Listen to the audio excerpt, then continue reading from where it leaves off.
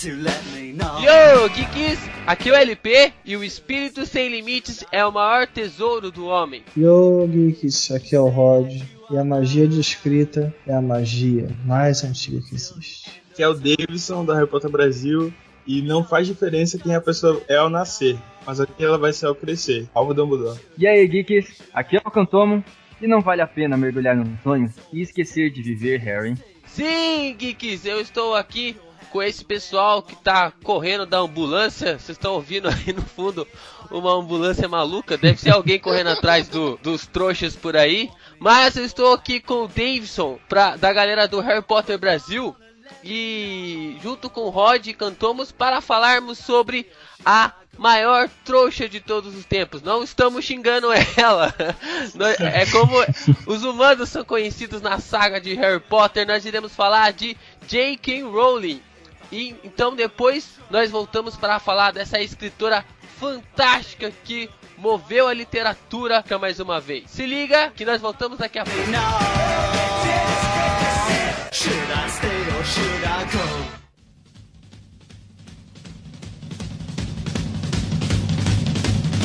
Bora lá, geeks! Então, podemos começar aqui falando sobre essa escritora inglesa, né? Que tem como nome de Johnny Rowling, e que realmente mudou a literatura fantástica, né? Como já foi dito. Gostaria de falar um pouquinho aqui com o Davidson ou com o Rod sobre quem é essa escritora que mudou muito o mundo. Rod, fale pra gente como que o Harry Potter surgiu na vida da J.K. Rowling.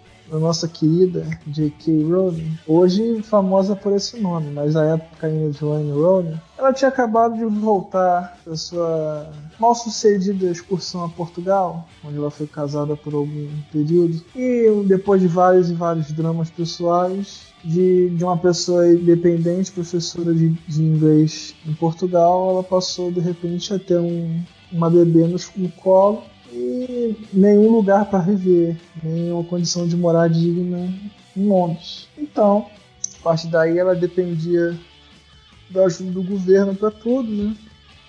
Mas ela não queria viver nessa situação mais, ela queria pôr em prática um sonho antigo que ela tinha, que era terminar um livro que ela tentava escrever há alguns anos e lançar ele para poder viver do seu talento, da sua escrita, né? Uma coisa bem legal, né, Rod, que a Jay, ela é tão íntima. Ela sempre fala, pelo menos eu já ouvi várias vezes ela comentando, é que ela, nessa viagem de volta de Portugal lá para a Inglaterra, ela fala que Harry Potter, ela desceu da estação e Harry Potter praticamente nasceu na cabeça dela naquele momento. Todo mundo, ela fala que foi naquele momento, inclusive a plataforma... Como que é o nome daquela plataforma mesmo? 469 quartos? Uma coisa assim? 934, E nasceu também nesse momento. Ela enxergou todo mundo nessa viagem de volta de Portugal para a Inglaterra, para ela reestruturar a vida dela. E é bem interessante você pensar que um mundo desse... É claro que todo autor trabalha dentro da sua obra, né? É uma inspiração, mas... depois é um trabalho em cima de lapidação da história, mas isso. É fantástico você pensar que todo esse mundo surgiu de uma viagem dessa, porque é algo que você espera, por exemplo, um Tolkien, você espera que isso tenha sido elaborado por anos e anos e anos. E você repara que não é tanto assim, né? Porque o Tolkien, ele chega na casa dele, ele beija a esposa dele, ele vai pro quarto, ele olha para um buraco e aí ele escreve: numa toca no chão vivia-se um hobbit.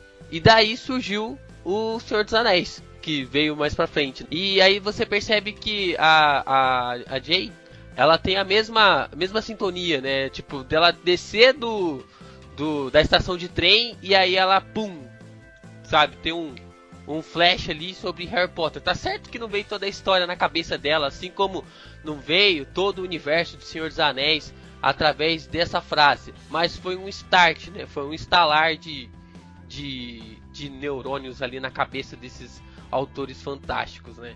Então, para ela fazer isso, para o Tolkien fazer isso, para outros grandes escritores fazerem coisas assim, é algo que para uma pessoa que não consegue fazer, que não tem, por assim dizer, o dom, é algo que parece mágico. É. Mas se você for falar com eles sobre isso, é algo que parece muito natural. É algo que eles simplesmente sabem fazer, entende? Não tem muito como explicar. Eles só sabem fazer isso, entendeu? É um dom, um talento, faz parte de quem eles são. Esse pessoal, assim, eu conheço mais a história da J.K., né? Mas eu vejo que eles têm a literatura como um escape, né? Tipo, a J.K. ela passou por muita coisa ruim e ela encontrou no mundo que ela desenvolveu uma fuga, sabe? Da realidade que ela vivia. E vem toda a inspiração para ela desenvolver o enredo da história.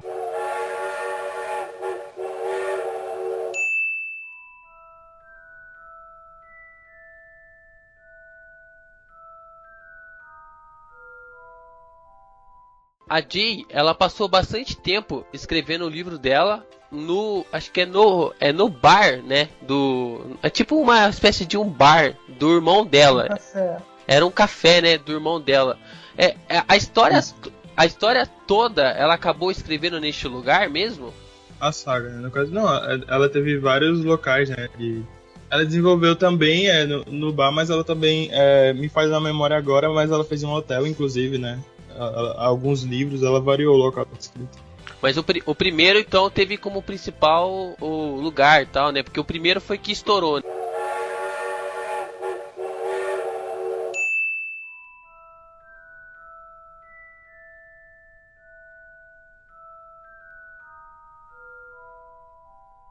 E aí que ela teve essas 20 recusas, né? Antes de ter a aceitação. E infelizmente, né, ainda havia um abafado, né? As pessoas, eu não sei porquê, mas as pessoas ainda tinham não sei se podemos dizer a palavra preconceito, né? Com o estereótipo de uma escritora ser mulher, né? E aí o editor deles falou pra ela, né? Abreviação. A gente tá numa época de 2000, né, a gente tá falando. Então realmente era muito forte essa questão de mulher e homem.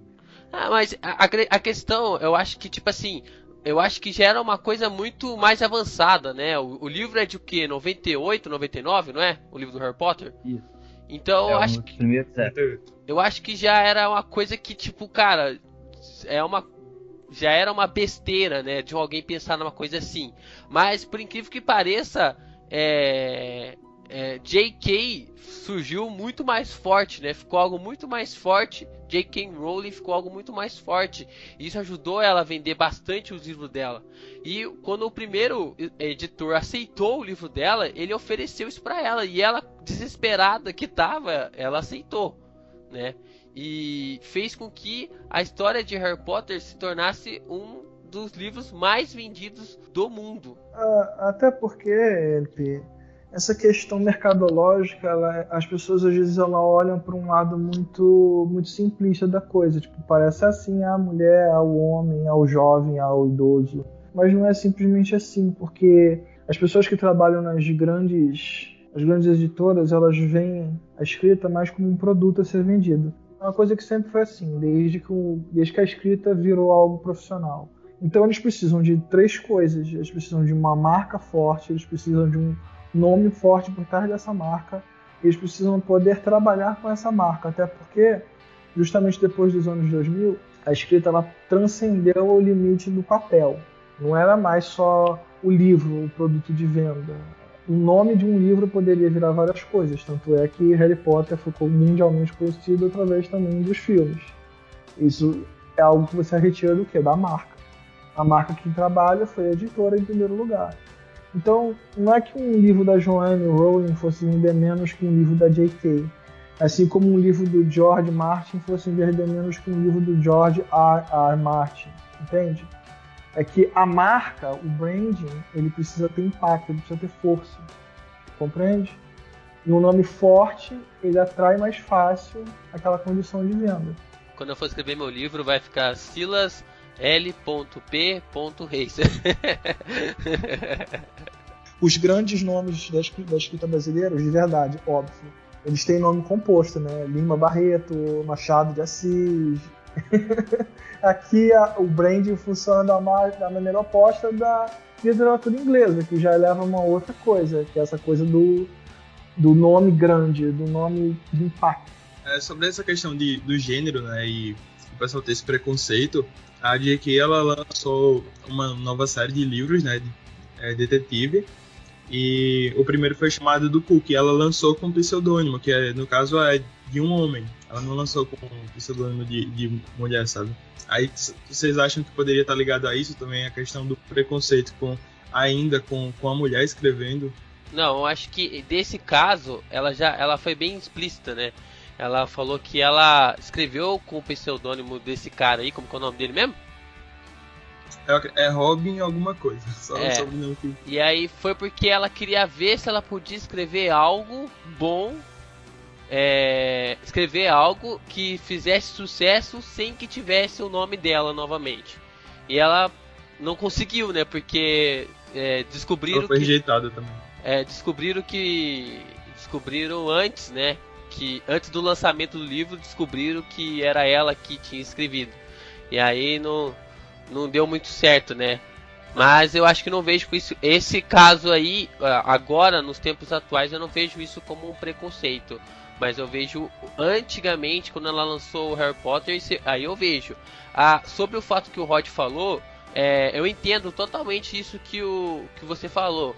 Porque o próprio Rafael Dracon e o Afonso Solano, eles como editores de uma editora muito famosa aqui no Brasil, e eles falam, né, que as pessoas falam que os editores são diabos, que são os próprios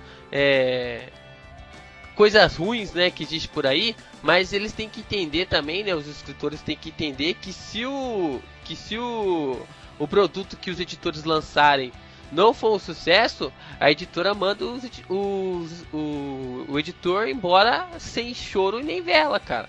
E é muito arriscado, cara, você vê, né? E na época provavelmente poderia ser isso, mas o que não deixa de ser um grande absurdo, né? De você pensar que uma pessoa tem que camuflar o seu nome para poder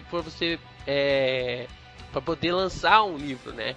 E hoje em dia, além do mais, né, que nem a gente somos meros escritores afins, hoje a gente tem uma infinidade de coisas para fazer, né? Hoje, se você quiser lançar um livro, você pode lançar ele em e-book primeiro, sem uma editora tá junto com você ali, e depois você leva apenas os números. Olha, sei lá, em um ano eu consegui vender 1000 cópias. Cara, isso para uma editora é uma grande coisa. Mas você também pode... Antigamente, você imagina, a pessoa não tinha nada, sabe? Era apostar isso com os olhos vendados. Não havia números, não havia certezas. Então você tinha que observar que ainda havia uma possibilidade de o Harry Potter falhar. E, cara, quando um livro falha, ele leva metade das pessoas que estão envolvidas naquele livro pra rua. Eu vou ser bem honesto com os senhores. Eu desacredito de ambos os casos, tanto na época quanto hoje. Na época, por quê? Justamente como você está falando. O trabalho da escrita é um trabalho muito complicado, ainda mais na Inglaterra, que tem tradição literária. Um país que tem tradição literária para um país que não tem, a distância é abissal. Lá se consome livro à beça. Na Inglaterra se consome livro demais. Sempre foi assim. Então, esse consumir livro no mercado aquecido, a chance de que você falou, a chance de Harry Potter dar errado era grande. Não, a chance dele dar certo é que era mínima, mas muito mínima.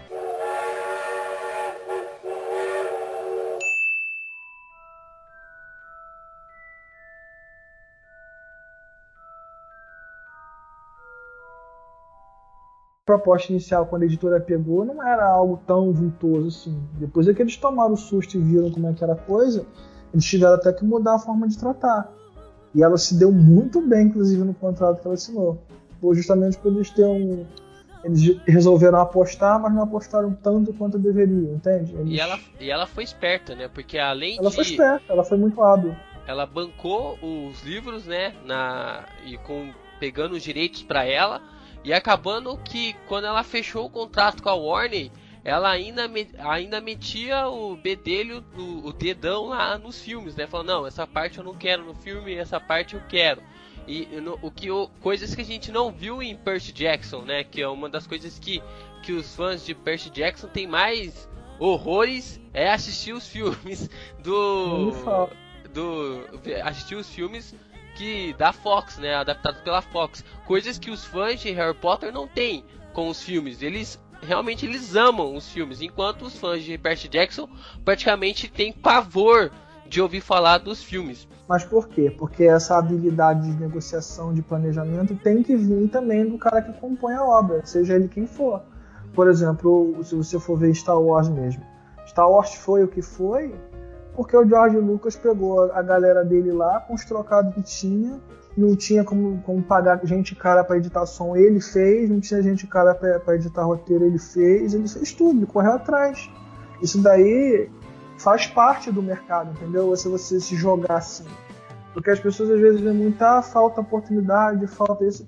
Mas não tem jeito, se você quer, você tem que botar a cara, sendo homem, mulher, o que for, você tem que se arriscar. E essa questão do pseudônimo hoje, para os livros de mistério e tudo mais, cara, essa é a coisa mais antiga do universo. Todos os grandes escritores já escreveram sob pseudônimo. Isso faz parte. Seja para ele poder escrever no estilo que ele não está acostumado, seja para ele se testar, justamente para ver se ele é bom mesmo em outras coisas, ou seja para ele fugir de algo simples, que é a pressão. Então imagina a pressão que ela não sofria naquela época. Depois que acabou Harry Potter, ela vai escrever outro livro. A pressão que não tinha. Porra, todo mundo queria o quê? Ela vai continuar a saga? Ela não vai? Ela vai escrever um derivado? Ela não vai? Escrever um livro de fora é a coisa mais confortável do mundo do escritor. Até porque não importa se ele é muito profícuo ou não. Se você tem muita pressão, meu amigo, tu não consegue desenvolver seu trabalho como você gostaria. Já pensou você escrever com a arma na sua cabeça? É equivalente nesse caso, né?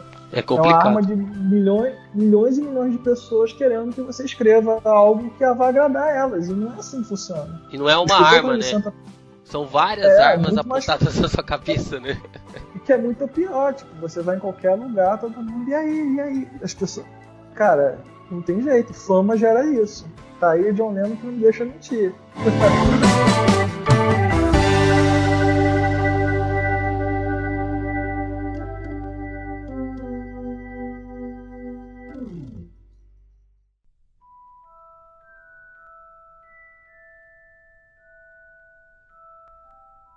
E uma das coisas que mais mudou o ritmo de leitura dos jovens brasileiros foram os livros de Harry Potter.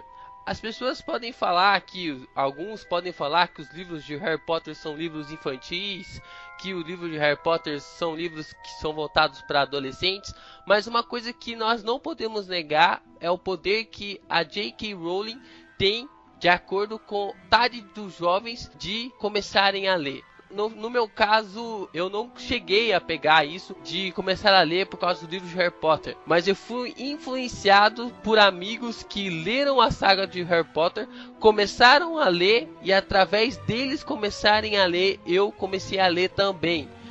Vocês tiveram essa mesma experiência também? Conta mais pra gente como é que foi essa experiência de começar a ler através dos livros do Harry Potter. Eu fui um deles, você também, louvemos ao Senhor. O meu início na leitura se deu pelo Harry Potter. Aconteceu que saiu o primeiro livro lá na época de 2000, primeiro filme na época de 2003, uma coisa assim, e todo mundo só falava de Harry Potter pra cá, Harry Potter pra lá. Eu fui assistir o filme. E aí os meus amigos falaram, não, o livro também é bom, minha mãe também. Você precisa começar a ler alguma coisa, faz bem. E aí juntou essa coisa do filme, que era super legal, e essa coisa de ficar incentivando a leitura, eu falei, vou dar uma chance, vou ler o livro. E aí 1 ano ou 2 anos depois, na hora que já saiu a Câmara Secreta, eu peguei para ler os livros, porque eu falei, no livro já tem tudo pra frente, né? É melhor eu ler o livro, porque eu já sei o próximo filme. E aí eu não parei mais. E aí eu fiquei louco até que saí.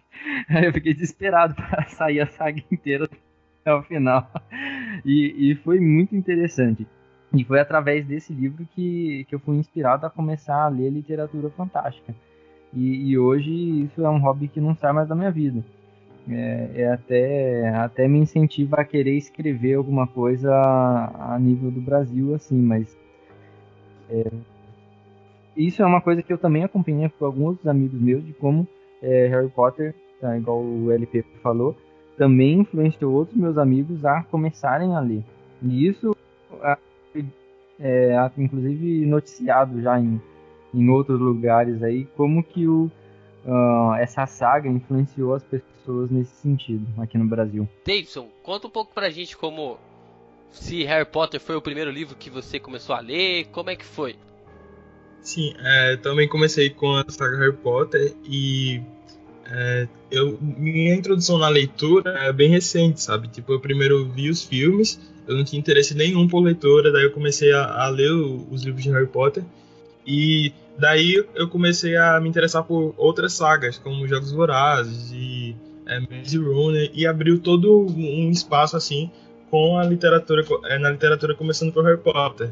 O que o pessoal recomenda também é que você lê algo que você gosta. Então eu disse, poxa, por que não dar uma chance na saga? E realmente o livro é uma coisa muito mais complexa que o filme, sabe?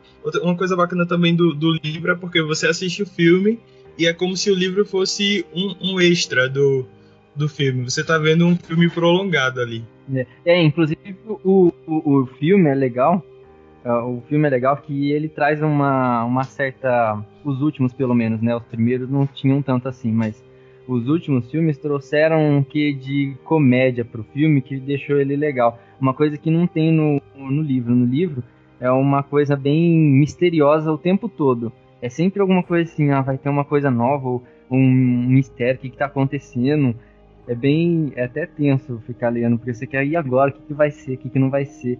É até engraçado na hora que você pensa que, na verdade, não é nada além de um ano escolar, né? A saga inteira é de uma pessoa na escola. Quando você pensa, o cara já tá formado já, né? O Harry já se formou. Ainda abandona a escola. Mas, enfim, é engraçado pensar que uma história dessa capta a sua atenção, assim, porque é um ano de uma pessoa na escola, cara. Hogwarts é uma escola... como dá de 10 a 0, né? Numa escola comum. 10? Toda uma... 10 não, põe o 100 aí, né? Justamente por causa disso, porque lá vou eu agora farei eu com marcado o chato do signo da identificação. Justamente pela questão da identificação. Você quando começa a ler o primeiro livro ou ver o primeiro filme, o Harry tá indo pra escola, tudo é novidade pra ele. Tipo, aquela coisa, todo mundo já passou por isso, todo mundo já teve o primeiro dia na escola. Todo mundo já teve aquele amiguinho, aquele coleguinha da escola que é mitidinho, riquinho, sabe? Todas aquelas coisas que tem de identificação pessoal na sua vida tá nos livros e tá no filme. Claro que o filme ele leva para um lado mais expositivo e o livro ele leva para um lado mais introspectivo. Justamente de novo, por causa daquilo que a gente sempre conversa, a diferença de mídia e diferença de público.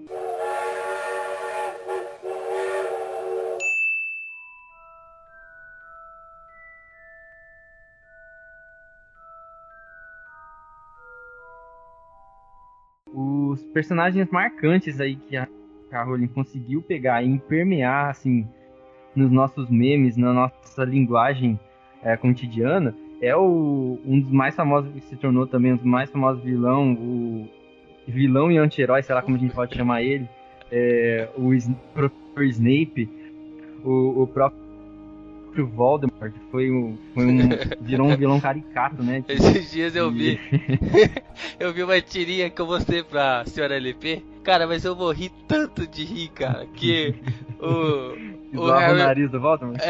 Aí ele fala, foi a mão no peito e foi, nossa, Harry! Aquele, o próprio Malfoy, nossa. Né? Aquele estilo arrogante do Malfoy que a gente consegue identificar assim nas nossas vidas, Isso são personagens marcantes. O Dobby, o elfo doméstico, né? A morte dele mexeu, é muito forte, né? Porque ele é todo amigo. Então, assim, são personagens que ficam marcados na cultura agora das pessoas, né? O professor Snape, eu acho que é o que fica mais forte, assim, na história toda é o professor Snape. Não sei o que vocês acham, mas o Snape, pra mim, é o cara, assim, da saga inteira. Aquele cara que você pensa que vai trair, e no final das contas é o que salva a galera toda, né? Ele surpreende ainda mais nesse novo livro, né? Criança Amaldiçoada, ele surpreende novamente. É um personagem que não para de surpreender. Isso que é o incrível, né? Do que a J.K. Rowling tem nos apresentado, né? Fora o fato, né? De que ela ainda fora o fato dela ainda conseguir escrever outros livros, né? Que é, né, chamado de Cuco, e ela ainda teve ela conseguiu escrever A Morte Súbita, que foi um dos livros, foi considerado uns livros incríveis, né? Dois livros incríveis, e o chamado de Cuco é uma trilogia, né? O primeiro e o segundo livro já saíram, o terceiro eu acho que tá pra sair o ano que vem, alguma coisa assim, se eu não estou falando besteira aqui. E a grande questão, cara, a Morte Súbita é um livro sensacional, porque é um livro que não tem personagem principal. Ela faz uma comparação grotesca aqui, mas ela faz um Game of Thrones ali, moderno, em apenas um livro, né? Ou seja, ela consegue fazer em um livro várias histórias e sem ter um personagem principal, coisa que Game of Thrones faz. O George Martin pega vários personagens, conta a história de cada um de uma maneira que, olha, você quer um personagem principal, beleza, mas você que vai ter que escolher esse personagem principal para sua história. Você vai ter que torcer por ele. E ela faz a mesma coisa, isso com um livro, sendo que o Martin faz isso com mais de 6 livros. E isso é muito fantástico da parte dela. Não querendo dizer que ela é uma escritora melhor que o Martin ou algo do tipo, mas como ela consegue envolver os seus leitores de várias maneiras com a sua escrita, né? Nisso aí eu vou até meio que jogar uma luz pra você aqui. Se você analisar a saga Harry Potter estritamente de um ponto de vista de escrita, você vai perceber ali que aquela história ela não é sobre o Harry Potter. Por mais que esteja na capa do livro, estampado nos posters, aquela história do Harry Potter não é sobre o Harry Potter.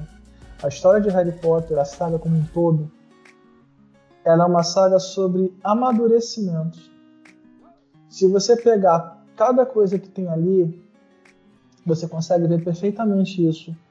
Como todos os personagens, seja do Malfoy, seja do Harry, seja da Ginny, seja do Dobby, todo personagem, todo arco narrativo da história como um todo, individual também, ela se trata de amadurecimento. Amadurecimento de ideias, amadurecimento pessoal, amadurecimento de sentimentos, tudo ali sempre volta para essa questão do amadurecer. Talvez por isso até surpreenda muitas e muitas vezes algumas atitudes de alguns personagens. Porque tudo ali reflete isso, sabe? A ideia de que você vive a sua vida, você tem emoções, você tem aventuras, você tem sonhos, esperanças, tristezas. Mas no final de contas, tudo se resume a como você tem que lidar com tudo isso. E é engraçado que ela escreveu nisso, né? E ela escreveu numa situação que ela estava passando por isso, né? Justamente, o livro, a saga do Harry Potter, muita gente, não vou entrar nem no mérito aqui, porque isso eu acho que a gente vai fazer num cast futuro sobre a saga em si, mas muita gente acusa ela de plágio, de absorção de ideias, coisas assim. Mas se você for reparar, por exemplo, tudo ali reflete muito sobre ela também. De como ela está amadurecendo na vida dela. Tipo, agora eu sou uma mãe solteira e eu tenho também que amadurecer. E ela pegou tudo isso e ela transformou num dos personagens que eu acho que são os mais marcantes até da saga como um todo, que são os Dementadores. O Dementador é a estrita personificação física do que é pra ela a insônia, do que é pra ela a depressão. Aquela figura negra que a persegue e que ela não pode fazer nada contra aquilo, a não ser pensamentos felizes, que seria o patrono. Cara, a gente que escreve até se emociona com essas coisas. E conseguir fazer aquilo se moldar em algo pra alguém que você não conhece, que você não sabe quem é, onde tá, que vai ler aquilo, vai se identificar com aquilo. No final das contas, ela vai sentir só a parte boa da coisa, entende? Porque você está sofrendo às vezes quando você está criando alguma coisa. E a pessoa que está lendo, ela vai se maravilhar. Nossa, um dementador, que maneiro! Nossa, olha o patrono dele! Sabe? Isso é muito bonito. E se você analisar friamente, você consegue ver essa beleza que está por trás da obra dela, que resume isso do amadurecimento.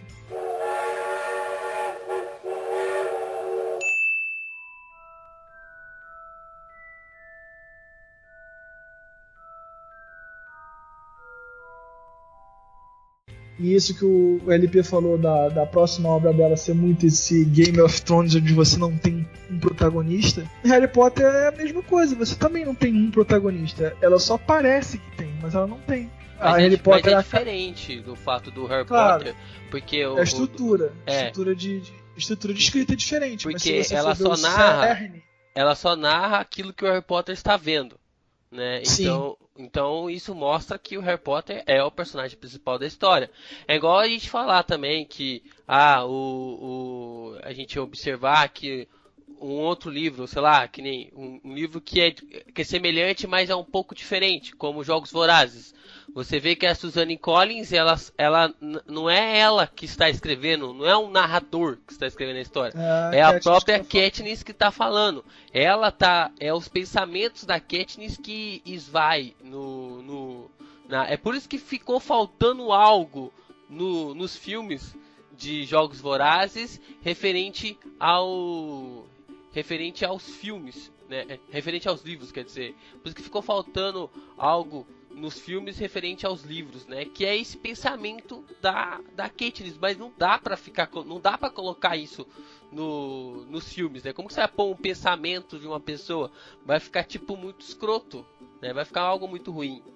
É uma das qualidades do livro, né? Tu só consegue ali, não tem como tu passar isso pra... Não tem como você passar para outro lugar, né? Teria que adaptar. E cada mídia é uma mídia diferente, né? Exatamente, tem essa questão da diferença de mídia, e o cara que está compondo para outra mídia, ele tem que criar, se não tem, ele tem que criar uma forma que ele consiga fazer algo semelhante ou que pegue o cerne da ideia. O que eu quis dizer quando eu estava me referindo a essa coisa de não ter protagonista é porque a história do Harry Potter, ela tem um começo, ela tem um meio, ela tem um fim. Mas o universo em torno daquilo é um universo vivo e individual, entende? Ele começou antes do Harry Potter, tanto é que agora vai ter os Animais Fantásticos Mágicos, que é uma coisa que isso acontece antes. E antes daquilo, entendeu? Ela criou um universo, ela pegou um trecho posterior a algum fato, contou, parou de contar. Tipo, se ela quisesse mesmo continuar contando, depois do Harry Potter, ela podia, entendeu? Porque o universo já está estabelecido. A base está pronta. O universo dos bruxos, ele existe. A mesma coisa dos Jogos Vorazes também. Tinha um mundo antes e tinha um mundo depois. A escritora simplesmente parou de contar. Entendeu? Mas toda história é assim, Rod. Toda história é assim. Star Wars é a mesma coisa. Existia um mundo antes do Anakin e vai existir um mundo depois de Anakin, entendeu? A questão que eu estou querendo dizer é que a Jay, ela foi diferenciada no fato de que ela conseguiu fazer aquilo que o Martin está fazendo em 6 livros, ela conseguiu fazer isso em um livro só, que são na história dela, nessa morte súbita, ela consegue fazer mais de 12 personagens participarem do livro, contando a narração de cada um dos fatos. Então é algo, tipo assim, a cidade lá da morte súbita existia antes desses 12 personagens e depois do livro ter acabado continua existindo. É igual a nossa vida. A nossa vida, o mundo existia antes de nós nascermos e vai passar a existir depois de a gente morrer. Entendeu? Então acho que é mais essa lógica que que eu tô querendo passar para os ouvintes. Tem a diferença de quando o escritor ele percebe isso, você entende? Porque tem escritor que ele escreve, ele não percebe isso, ele se perde na história dele e ele não percebe essa coisa, ele não sabe separar as duas coisas, entendeu? Ela meio que aprendeu a fazer isso escrevendo Harry Potter, essa separação, justamente por ser uma história de várias e várias camadas, entendeu? Isso você vê muito com o Stephen King. O Stephen King ele faz isso direto. Tem história que ele simplesmente para de escrever, entendeu? E muitas vezes usa isso, inclusive, como recurso narrativo de escrita. Ele está escrevendo lá, contando a história, acontecendo isso, e ele para. Você fica naquela, vai acontecer depois, não sei. Sabe? Toda história tem isso que você falou, essa coisa. A vida tem isso, de continuar a existir antes. Mas a forma de escrever, a forma de você passar essa impressão para que quem está lendo sinta, isso aí é o talento do escritor. É isso que difere uma pessoa comum de um cara profissional, entendeu? Pegou o que eu quis dizer? Entendi. Realmente, ela tem talento para fazer isso.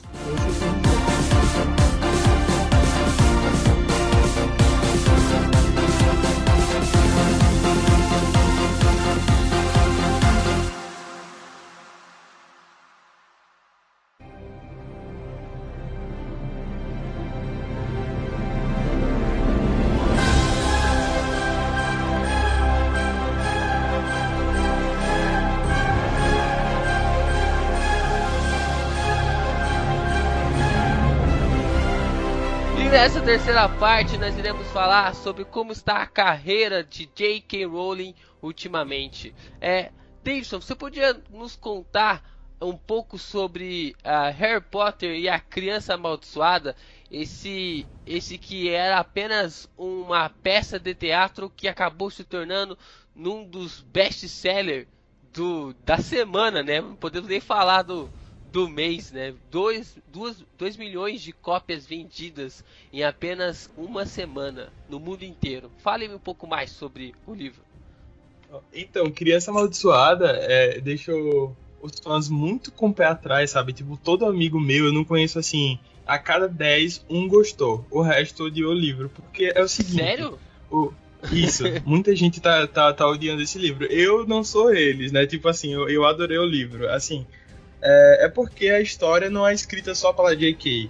Tem mais 2 pessoas com ela, né, fazendo essa história, e o pessoal tem em mente que eles escreveram a história e disseram, olha, J.K., dá uma lida aí e vê se tu aprova.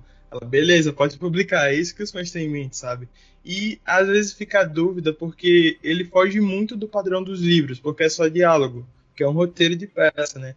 Daí toda a personalidade que a J.K. ia descrevendo entre os diálogos, isso daí some. Então o pessoal ficou, mas o Rony mudou muito, não tá parecendo que é ele, tá parecendo fanfic. Só que é genial porque tem uma jogada que o pessoal chama assim, buraco de minhoca, realidade alternativa, porque você de repente tá no momento em que o Snape, por exemplo, é o diretor de...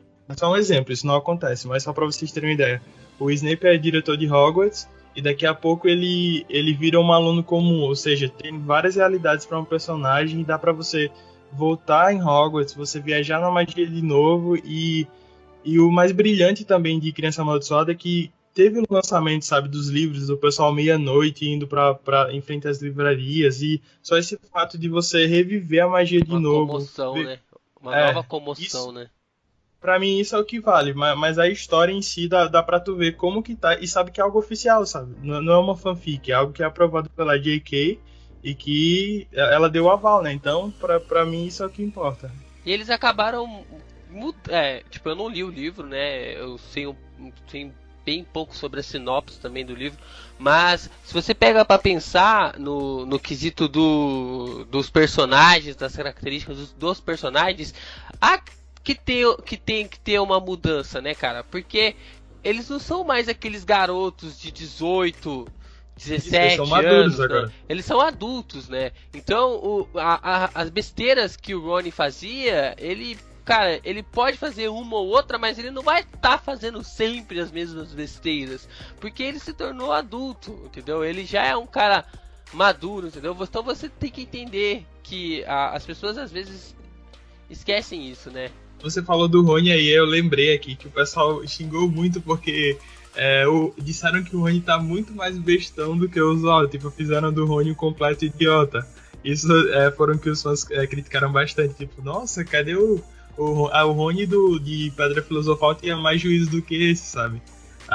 E outros personagens acabam ficando muito severo, sabe? Você vê, não vou citar aqui o personagem porque tem gente que não leu ainda, sabe? Mas, tipo, um personagem que era bonzinho tá no nível Snape. E você fica, poxa, mas o que acontece é o seguinte, eles usam vira-tempo pra alternarem essa realidade e acabam mexendo no tempo, né? E a característica do personagem altera, ou seja, tem uma justificativa pra isso, não é algo que surge do nada, assim. Então eu entendo o que eles quiseram fazer, só que o pessoal não abre a mente pra isso. É um sentido diferente. Novamente a gente cai naquela coisa de que se você for ver isso no teatro, deve ser brilhante. Esse é o problema, né, cara? Você vê a dinâmica disso que ele falou no teatro, pô, deve ser maneiraço pra caramba. Eu não vi a peça, mas teve dois amigos meus que viram, que odiaram o livro, mas saíram de lá falando que a peça era incrível, os efeitos visuais, toda a dinâmica, é uma peça fantástica. E vocês veem aí as críticas, né? Tudo 5, 4 estrelas, em todos os jornais, dando crítica super positiva pra peça. Realmente muito bonito. Pena que não tem nada na internet, né? Você vai procurar o segredo e ainda tá bem guardado.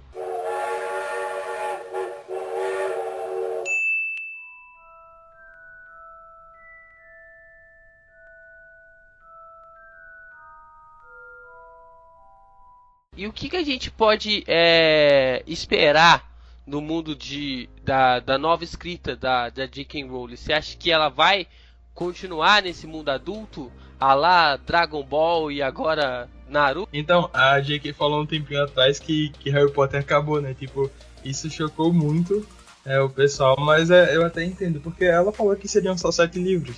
E de repente ela lança um 8º livro, continua, deu pra gente voltar na magia, só que pra ela disse que é isso, sabe? Ela tem outros planos, mas deu pra gente ver como eles estão agora adultos e acabou. Ela lançou também e-books, não sei se vocês ficaram sabendo, mas só digital mesmo, e inclusive já estava disponível no Pottermore, mas é só o e-book, ela não vai lançar livro físico com contos extras de Hogwarts. Mas sobre os personagens, assim, esse é o último mesmo, Criança Amaldiçoada.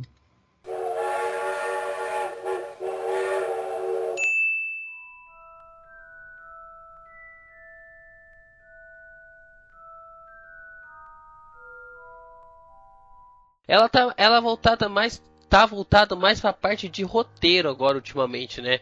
Que agora com Animais Fantásticos, ela vai começar a ser mais a parte de roteirista não a roteirista mesmo, né? Mas sim a roteirista-chefe, né? Aquela que vai estar prescrevendo toda a história de Animais Fantásticos. Qual seria o futuro de Animais Fantásticos no cinema? Bom, a J.K. Rowling ela sempre quis chegar nesse nível. Se a gente pegar umas entrevistas recentes dela, porque Harry Potter é algo muito preso, sabe? Você fica naquela Harry e Voldemort, fica nisso daí, vilão mocinho, a história toda gira em torno deles. Então ela não tinha liberdade para mostrar o mundo da magia. Então Animais Fantásticos vai dessa liberdade. O primeiro filme ele vai ter como foco o Newt, e enquanto ela escreveu Harry Potter, ela pensou mais sobre o Newt, ela escreveu sobre o Newt, e ela conseguiu entender muito mais sobre o personagem, só que não era o objetivo dela mostrar isso agora. Aí, como eu falei, ela tem essa oportunidade agora de mostrar quem é o Newt no primeiro filme, e os outros vão mostrar a história do Dumbledore, o outro vilão que é o Grindelwald. Então, ela abre um leque de possibilidade muito maior agora para J.K. Rowling poder mostrar o mundo da magia. Cada filme vai ser desenvolvido em um país diferente. Então a gente vai sair de Hogwarts, sabe? Você tem também a possibilidade do 4º filme ser aqui no Brasil, que vai ser... Porque ela postou um tweet e ela colocou o número 5 em 5 línguas diferentes. A primeira é em inglês, que vai ser lá em Nova York. A segunda em francês, porque já vai ser em Paris. E ela deu uma dica. A quarta palavra 5 é em português, então possa ser que seja aqui em Castelo Bruxo, que tem muita especulação sobre isso, mas também pode ser qualquer outra escola de magia relacionada. Pode ser em Portugal. Portugal também. Pode ser Portugal. Mas a questão é que, tipo, a Castelo Bruxo, que é a escola daqui do Brasil, a área do Newt, ela é muito especialista. A escola Castelo Bruxo, ela tem muita especialidade na área do Newt, que é magiologia. Saiu a palavra. Mas é isso aí. Então, eu pelo menos acredito que seja no Brasil. Há alguma chance dos pais do Harry aparecer nesse filme, dos Animais Fantásticos? Olha, eu acredito que poderia aparecer no final, sabe? Porque como ela mostrou a história do Harry, ela podia chegar no último filme. Já foi confirmado que vai ter o duelo, né, entre o Grindelwald e o Dumbledore. Aí possa ser que no final ela mostre os pais dele, ou vamos dizer que termine o filme com o Voldemort atacando o Harry. Seria um desfecho bem interessante, sabe? Tipo, terminar com ele atacando o Harry, e como a gente já viu tudo isso nos filmes do Harry Potter, não ia ficar sem sentido. Então, ela pode encaminhar para esse lado, mas a possibilidade eu não tenho como afirmar com certeza.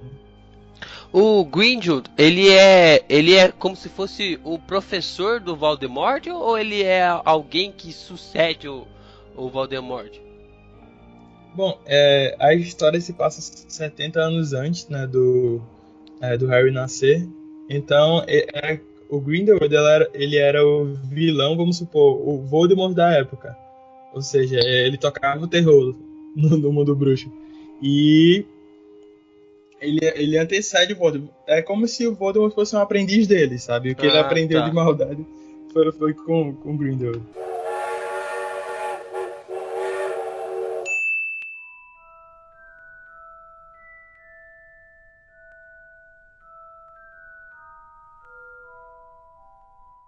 Então, galera, esse foi o nosso podcast sobre a J.K. Rowling. Espero que vocês tenham gostado um pouco mais dessas informações que a gente passou. Às vezes ficou algo um pouco desgarrado assim, então. E a gente vai fazer a gente promete que vai trazer um podcast mais sobre Harry Potter e com futuro aí de Animais Fantásticos. O que não vai faltar vai ser pauta para cast sobre Harry Potter. Especialmente porque existem muitas dúvidas não sanadas pelos livros, né? Que sempre param na dúvida de todos os fãs. O livro tá cheio dessas histórias. E o Cantoma acabou de levantar uma pauta aqui. Davis, manda um abraço pra galera que está te ouvindo lá do Harry Potter Brasil. Um abração aí pra todos os Potterheads, em especial para os seguidores de Harry Potter Brasil. E a gente se encontra aí nos próximos podcasts sobre Harry Potter que vão vir com certeza. Então, galera, é isso aí. Fica com... Não sei com quem você quer ficar. Esse caso é com Merlin. Merlin? Saudoso Merlin.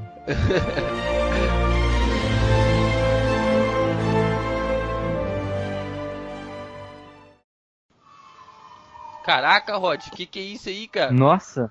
Isso... Tá normal? Tá ruim aí, hein?